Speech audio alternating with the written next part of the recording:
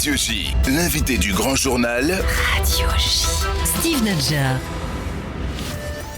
Bonjour Raphaël Jaouzelmi. Bonjour. Et merci d'avoir accepté notre invitation. Meilleurs vœux. Vous êtes spécialiste des questions de sécurité et de défense et écrivain. Votre dernier roman publié chez Actes Sud a pour titre In Absentia.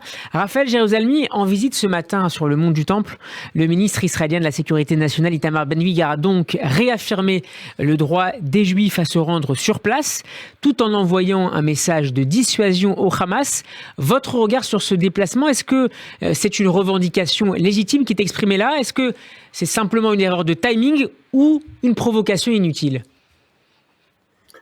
Bien, ça devient une provocation dans la mesure où c'est perçu par certains partis comme une provocation, c'est-à-dire l'Arabie Saoudite, les Émirats, l'Égypte, la Jordanie, le Hamas. La liste est longue des personnes qui voient en cette visite sur le mont du Temple une provocation.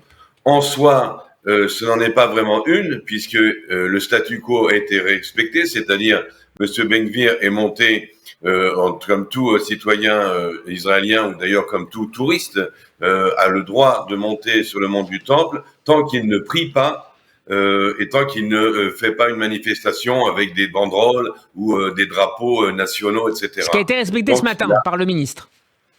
Et voilà, exactement, respecté ce matin par le ministre. Le fait que ça soit perçu comme une provocation par certains États, c'est la faute de ces États. Mais le fait qu'un ministre israélien, sachant que ce geste est mal perçu, même si c'est à tort, je ne donne pas du tout raison aux Arabes, mais même si c'est à tort, continue et commettre ce geste, c'est pas de la bravade comme il le pense, c'est prendre un risque inutile, c'est créer des dégâts inutiles qui coûtent beaucoup plus cher que l'importance du geste en soi. Alors il y a un instant, juste avant la pause, le bureau du Premier ministre israélien a démenti justement toute idée de modification du statu quo sur le mont du Temple à Jérusalem, soulignant que d'autres ministres dans le passé, notamment Gilad Erdan, avaient déjà visité dans les mêmes conditions le mont du Temple.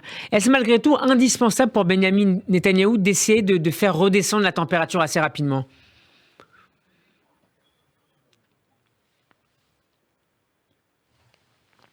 Raphaël Jaouzelmi, est-ce que vous m'entendez? Alors, oui. Benjamin Netanyahou, à mon avis, était au courant de cette visite. Oui, on vous écoute. Je vous entends, mais je vois qu'il y a une. Il y a un petit décalage, mais on vous écoute. Voilà, donc Benjamin Netanyahou n'a pas empêché M. Ben-Gvir de monter sur le mont du Temple. Il lui avait juste demandé de déplacer l'heure et le jour. À mon avis, c'était une mise en scène, c'est-à-dire que ce qui était important, c'est que les services de sécurité ne voulaient pas que soit annoncé à l'avance l'heure et le jour exact de cette visite, pour pas que les émeutiers puissent se préparer. Donc c'était un leurre. C'était un leurre. Ce qui n'empêche pas que M. Ben-Gvir force un petit peu la main quand même de Benjamin Netanyahou. Résultat des courses, la visite que Benjamin Netanyahou devait effectuer dans les jours qui viennent aux Émirats est reportée. Alors, comme je l'ai dit tout à l'heure, il y a ici des mécontentements, même s'ils ne sont pas justifiés, de certains pays arabes, mais aussi des États-Unis, qui, même s'ils ne sont pas justifiés, sont inutiles, je veux dire, ne sont pas véritablement mérités par rapport à l'importance ou non si M. Ben-Gvir monte ou pas sur le mont du Temple. Je ne justifie en rien cette interdiction, je ne justifie en rien la politique du Waqf, je rappelle juste deux valeurs juives. La première, c'est que sur le plan halachique rabbinique moderne d'aujourd'hui, la majorité est contre la fête de visiter le mont du Temple pour la raison que vous piétinez les ruines d'un endroit sacré pour le peuple juif, et donc, d'après le rabbinat, les Juifs ne devraient pas se rendre sur le mont du Temple. Et justement, à ce propos, Raphaël Jaouzelmi, il y a quelques instants, le grand rabbin d'Israël, Sephara, le Rav Yitzhak Yosef, a fermement condamné cette visite de Ben-Gvir sur le mont du Temple, en rappelant que la plupart des autorités, comme vous le disiez, interdisaient ce type de déplacement, et en craignant, ajoutait le rabbin, que cela finisse par coûter des vies. Exactement, c'est ce que j'allais dire. La deuxième valeur dont j'allais parler, c'est le pikuach nefesh, C'est-à-dire que s'il y a même une petite chance que cette visite produise des émeutes et que ces émeutes soient très violentes ou que des missiles soient tirés sur Israël et que des gens succombent à cela, c'est donc pikuach nefesh, ça veut dire le jeu n'en vaut pas la chandelle, car la vie humaine est sacrée. On sait que dans la Torah, dans le Talmud, on a le droit même de désécrer la Torah si ça sauve une vie humaine. Et donc là, il y avait sur le plan du pikuach nefesh aussi une infraction aux valeurs juives. Sur le plan politique, je ne vois pas quel point est marqué par le fait que M. Ben-Gvir, si c'était une personnalité moins controversée, si c'était une personnalité d'une grande sagesse, très respectée dans le monde, qui monte sur le mont du Temple, ça aurait peut-être une autre allure. Mais dans la mesure où il s'agit quelqu'un d'extrême droite qui est connu pour être un provocateur et un extrémiste, ça n'a pas du tout le même impact. Évidemment, sur le plan international ou diplomatique, mais pas non plus sur le plan local. Et comme vous le dites, même un grand rabbin le condamne. Et je peux vous assurer que de la grande partie de la population juive, bien que nous soyons bien sûr très fiers d'être maîtres de Jérusalem et que Jérusalem est notre capitale une et indivisible, ne voyons pas la nécessité de ce geste.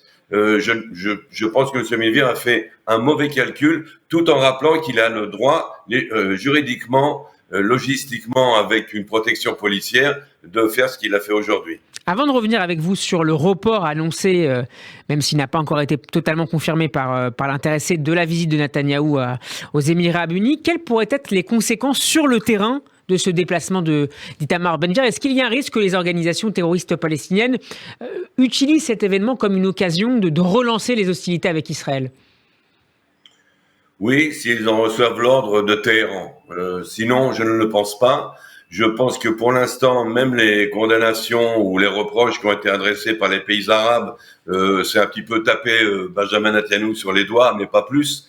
Il n'y a pas ici de menace d'annuler les accords d'Abraham ou quelque chose de ce genre. Mais vous pensez qu'au-delà du djihad islamique qui est extrêmement dépendant de Téhéran, le Hamas également attend une validation de la part de la République islamique? Alors, logiquement, le Hamas aussi dépend quand même encore pas mal de l'Iran. Mais je pense je dis logiquement, car le Hamas n'est pas logique, c'est une faction terroriste, mais logiquement, ils n'ont aucun intérêt à déclencher maintenant un embrasement, puisqu'ils ont joué ces derniers mois la carte d'une relativité, d'une tranquillité relative, la carte diplomatique, socio-économique, humanitaire que leur offraient les Israéliens. Ça a amélioré les conditions de vie dans Gaza, ça améliore l'économie de Gaza. Non pas que le Hamas soit tellement préoccupé par le bien-être des gens de Gaza, mais enfin tout de même, il perd beaucoup de popularité et il a beaucoup à gagner du calme et des relations qu'il a avec Israël. Ceci étant dit, tout est possible. Je pense, mon estimation, mais ce n'est qu'une estimation personnelle, il y aura peut-être une salve d'honneur, peut-être une roquette ou deux tirées cette nuit, juste comme pour taper, comme on l'a dit tout à l'heure, sur les doigts du gouvernement israélien. Je ne pense pas que cette visite de M. Ben-Gvir, il y en a déjà eu plusieurs autres avant de M. Ben-Gvir. Je ne pense pas que celle-ci particulièrement va donner lieu à des émeutes. Ceci étant dit, c'est même si à l'époque il était dans l'opposition. Voilà, mais c'est un avant-goût. Et surtout, en général, les ministres, les députés visitent le mont du Temple assez régulièrement. C'est très très rare que des ministres d'un gouvernement s'y aventurent. Mais je vous dis, c'était aussi peut-être malgré tout un avant-goût de ce qui nous attend si M. Ben-Gvir continue, car je pense qu'il a plus d'une astuce dans sa poche pour provoquer ses ennemis. Et donc, il faut voir jusqu'à quand il pourra jeter de l'huile sur le feu sans que le feu ne nous brûle. On a fait référence tout à l'heure à la réaction notamment de l'ambassadeur américain à Jérusalem, Tom Nides. Est-ce que Washington va faire pression dans les prochaines heures, dans les prochains jours sur Benjamin Netanyahou pour que cesse ce genre de décision ou de déplacement? Oui, malheureusement, c'est une ingérence, à mon avis, d'un pays étranger, même si c'est un pays ami, les Américains, dans la politique intérieure d'Israël. On est d'accord ou pas d'accord avec M. Ben-Gvir, mais c'est quelqu'un qui a été élu en Israël et qui fait partie d'un gouvernement. Je ne vois pas en quoi les Américains ont un mot à dire là-dessus. Eux, les Américains, en tous les cas, expliquent cela en pensant que c'est une atteinte à une possible avancée vers la paix. On voit pas très bien de quelle avancée vers la paix il nous parle. Puisque M. Abou Mazen à Ramallah est occupé à faire condamner Israël sur toutes les cours de justice internationale aux Nations Unies et partout où il le peut. Donc on voit pas très bien de quelle négociation on parle et de quelle atteinte la solution deux peuples, deux États cela constitue.